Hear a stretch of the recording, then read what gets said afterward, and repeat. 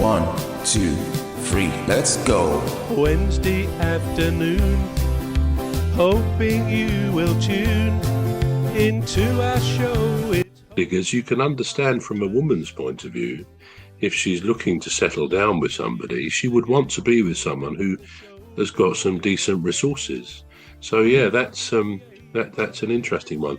But yeah, some people would say it's a disadvantage for, a man to be shorter.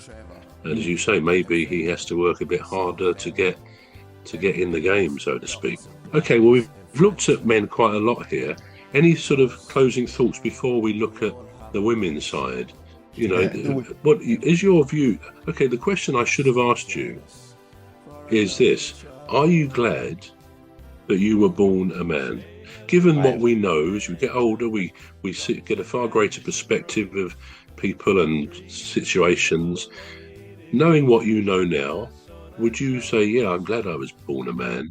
Or actually, I rather fancy I should have been born a woman? I don't mean in any sense of dysphoria, I think is the word, but just in the sense of the advantages, disadvantages, pros and cons. Would you think actually it is more of a woman's world today because they do have more advantages, less is expected of them, perhaps in some respects? I don't know. But what would you say you're glad you were born a man? You can be honest. Absolutely. Oh, you were? 1 no million, doubt. 1%. I am very, very glad that I was born a man, because it's the emotions that I just can't. Because even sometimes I would speak to my fiancée sometimes, and I'd say, what's wrong with you? And she doesn't know. She doesn't know what's wrong with her. With a man, you know what's wrong with you. It's either you're hungry, tired, or you haven't got enough money to, pay your bills.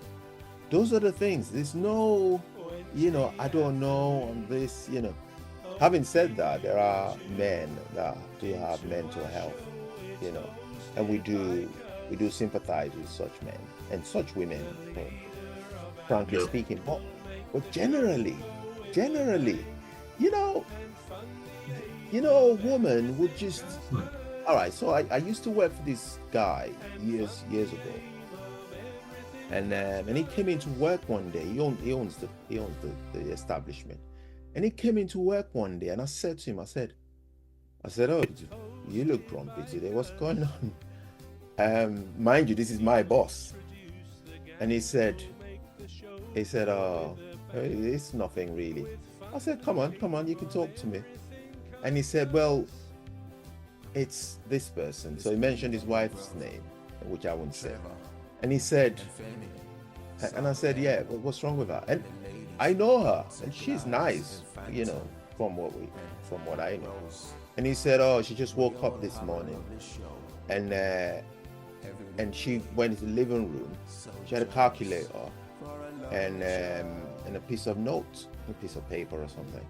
And he said to her, what are you doing? She said, well, I'm just calculating how long it's going to take me to pay off the mortgage on my own. Wow. And he said, well, why? I thought, he said, well, right, here's the thing. So she went on and she said, she had a dream that him, the husband, had an affair with one of her friends. And she's acting on that dream in case he then decides to leave her, to go off with another girl. That would never happen with a man. I don't care what kind of man he is. It would never happen with a man. A man will never wake up from a dream and act on it. A man will wake up and go, I have 1, 2, 3, let's go. Wednesday afternoon, hoping you will tune into our show. It's hosted by Cuz. He'll introduce the gang who'll make the show go with a bang. With fun. I will wake up and go, I had the weirdest dream last night. And as soon as he tells you the dream, that's it. He's forgotten about it. He's like, yeah, anyway, dreams, man. Weird. But it's not the case with a woman, apparently. You know, and I've had comedians say this and that about women. You know, they'd say, "Oh, do you know, you do something to a woman, she'll tell you the exact date, 7 years ago, or whatever," and we laugh about it. But it is, it is real. So that sort of drama, I don't know if I can deal with it, being the person that I am. Now, if I was a woman, maybe I might be able to understand it myself and say, well, this is part of life. And this is why I'm glad I'm a man. Just, I don't want to have to deal with feelings. I don't know where it's coming from. Yeah, I mean, that's a good point. And I think what we have to recognise is that women, again, as their situation as potential baby carriers, not all women have kids, of course, but many do, that they have to deal with a far greater range of hormones, if you like, and emotions. I mean, the female is known to have those. Again, I guess partly in preparation for when she is, rearing a young baby, a young child. So I know what you mean, but of course we're talking in generalizations. You will get some men who are equally emotional, or perhaps I won't say hormonal so much, but we can all be a bit illogical sometimes, and we can all have feelings we don't quite know why we're feeling a bit on the floor, but it does happen, I suspect, to most people at some stage. But let's just move on then to women, the advantages of being a woman. And actually for this, I found the pros and cons of being a female. This is by a lady called Karen Bennell. And she says, right, the top 10 challenges of being a female. Hormonal mood swings. Well, that's what you just talked about, haven't it? Yeah.